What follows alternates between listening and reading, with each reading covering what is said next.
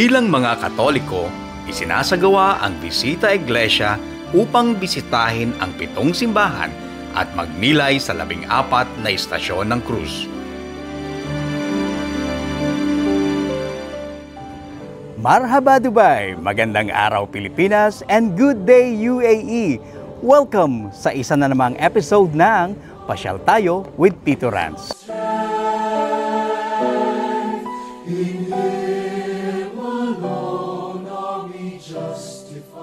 Isinasagawa ito tuwing Huwebes Santo bilang bahagi ng pagninilay sa mahal na araw. Thy kingdom come, thy will be done on earth as it is in heaven.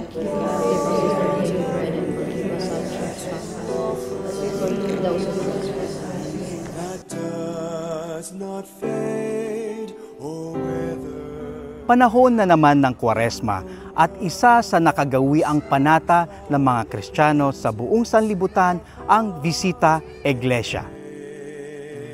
Inorganisa ng Pinas Travel ang pagbisita sa 7 Catholic Church na matatagpuan sa iba't ibang Emirates ng UAE.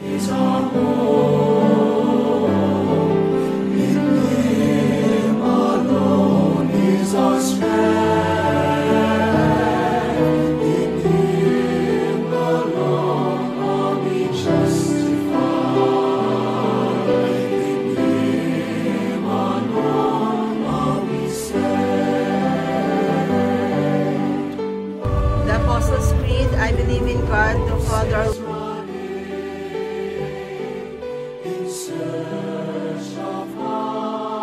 Isa si Pinky sa mga parishioners na hindi nagdalawang isip at sumama sa Visita Iglesia. First time ko na maka-join dito at nagpapasalamat ako sa Pinas Travel kasi meron kayong activities na ganito. Lubos ako nagpapasalamat at galak na galak. Bukod pa doon, kahit mag-isa ko, nakakakilala ako kay Ate Zen, mga kasamahan nating kabayang Pilipino dito, at talagang nakikita pananampalataya at yung faith talaga sa taas. So thankful ako na nagkaroon ng ganito sa experience. Salamat Pinas Travel at salamat sa Panginoon.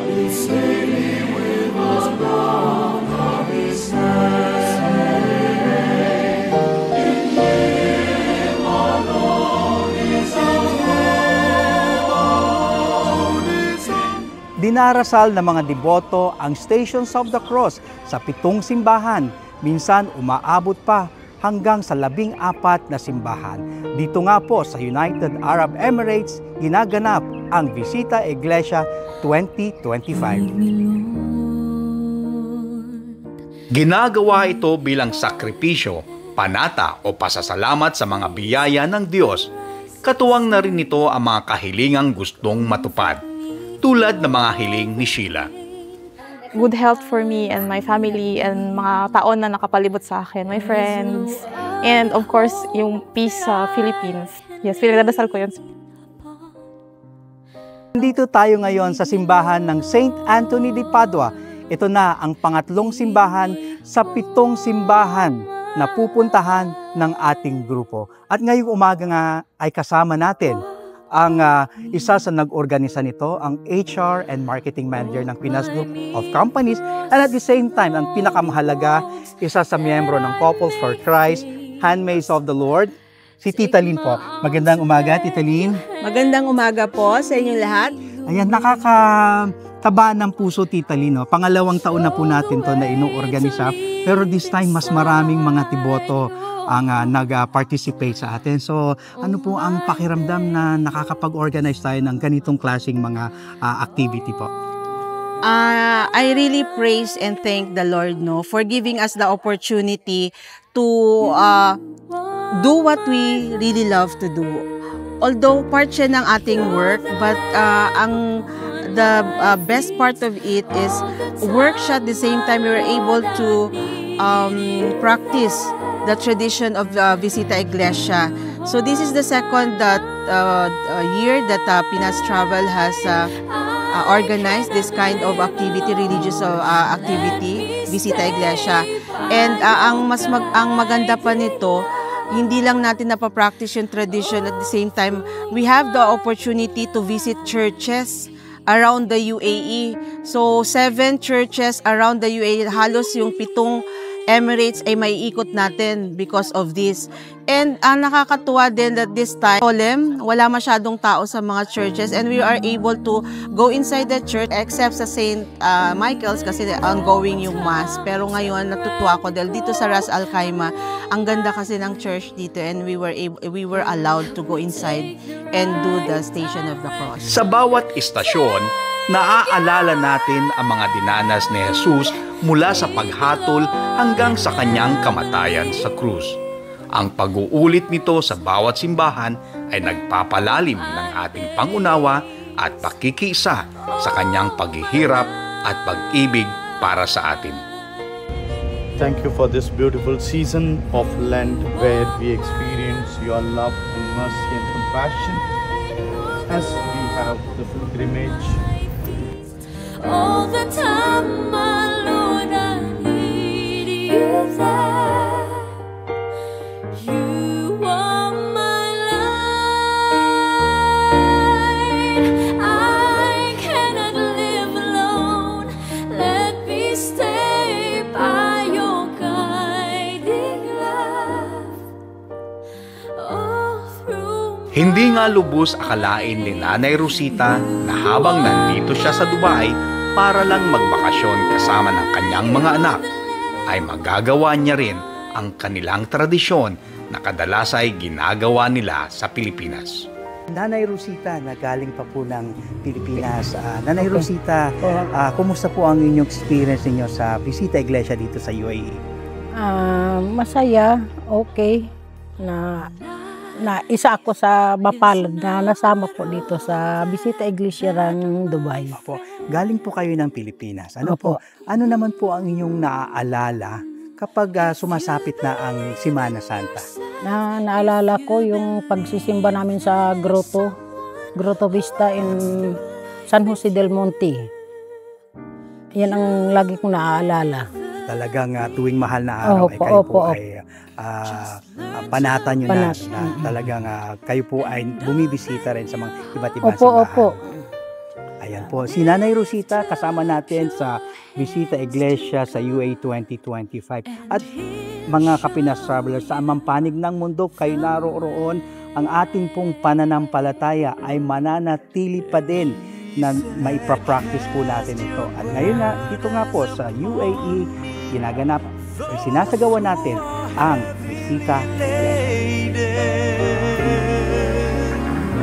Come to me, all of you who are tired of carrying. We adore you, O Christ, and we praise you.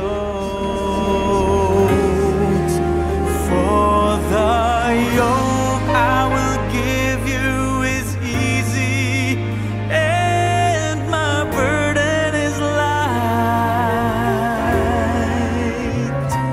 Come to me,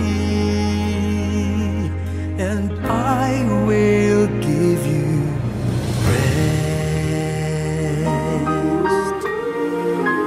Hindi malilimutan ni Maribel na tuwing mahal na araw ay sama-sama sila ng kanyang pamilya na nagsasagawa ng pabasa noong nasa Pilipinas pa siya. Ang naaalala ko yung pabasa. Kasi pagka ganung mahal na araw, ang lagi naming nare-remember yung pabasa. Bukod pa doon yung lagi sa family namin, yung prayer, rosary every night. Masaya kasi magkakasama kaming family. Ngayon mag-isa lang ako, kaya sumama ako dito sa Filipino community para maranasan ko din yung ganitong yung feeling na kahit nasa UAE tayo, feel pa rin natin ng Lenten season. Pero sa Pinas Travel, first time ko to. Ay, okay na okay. Well organized. Kasi sa food pa lang food preparation pa lang talagang panalo na. Tapos hindi magulo, solemn siya. At saka basta feel mo na talaga na kahit hindi kami magkakakilala, pero parang feeling mo magkakakilala na kayo. Ang Bisita Iglesia ay hindi lamang pisikal na paglalakad, kundi isang espiritual na paglalakbay. Sa bawat simbahan at estasyon, tayo ay parang sumasama kay Kristo sa kanyang kalbaryo. Isang paalala na sa ating sariling buhay, tayo rin ay tinatawagan na buhatin ang ating krus. Then I am still and wait here in the silence until you come and sit right with me. Ang pagninilay sa bawat istasyon ay isang paanyaya sa pagsisisi at pagbabagong loob. Habang dinarasal ito sa iba't ibang simbahan, nagkakaroon tayo ng mas maraming pagkakataon para magnilay sa ating buhay, humingi ng kapatawaran at mangakong magbago.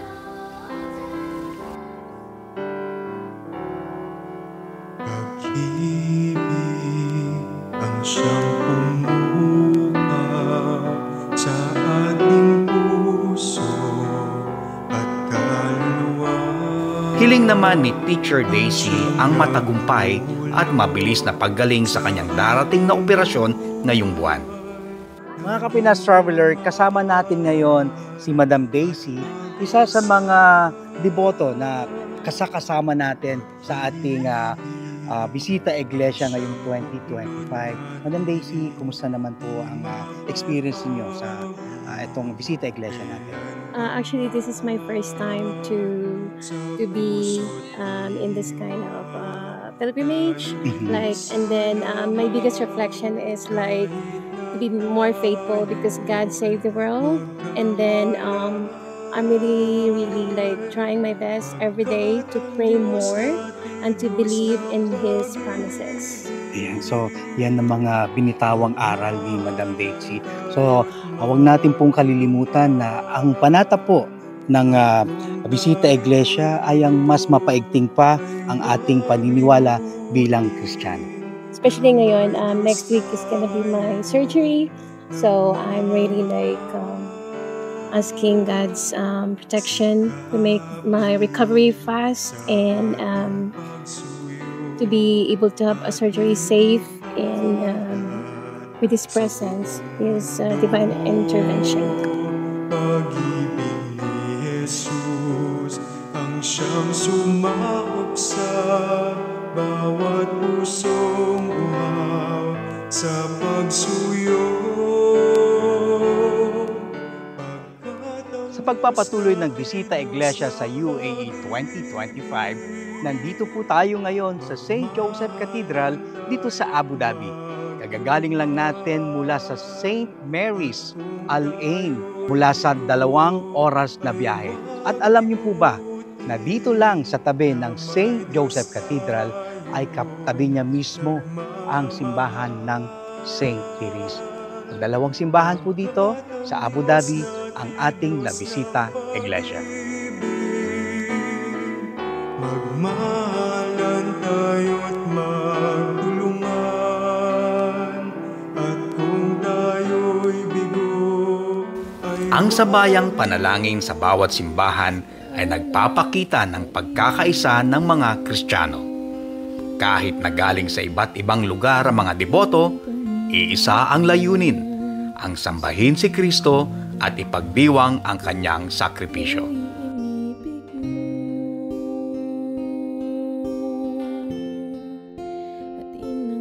Ang Bisita Iglesia at ang pagdarasal ng Istasyon ng Krus ay bahagi ng paghahanda natin para sa linggo ng pagkabuhay.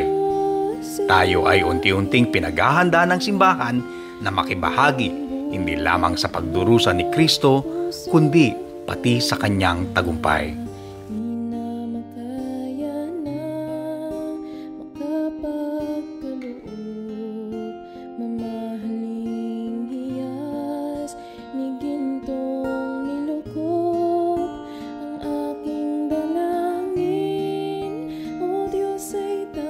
At dito nagtatapos ang ating banal na paglalakbay ngayong Bisita Iglesia 2025 dito sa UAE.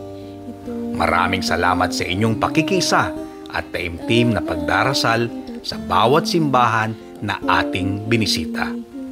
Naway ang ating pagdinilay sa paghihirap at sakripisyo ng ating Panginoong Hesus ay magbunga ng pagsisisi, pagbabagong loob at mas malalim na pananampalataya.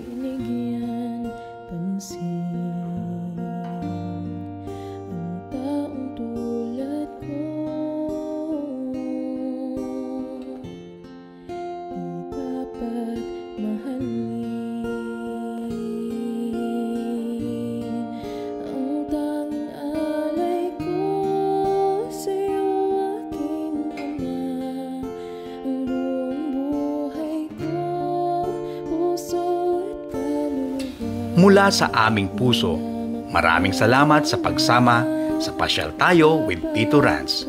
Hanggang sa muling paglalakbay, hindi lang sa mga simbahan, kundi sa ating pananampalataya. Pagpalain tayong lahat ng Diyos. Thank you,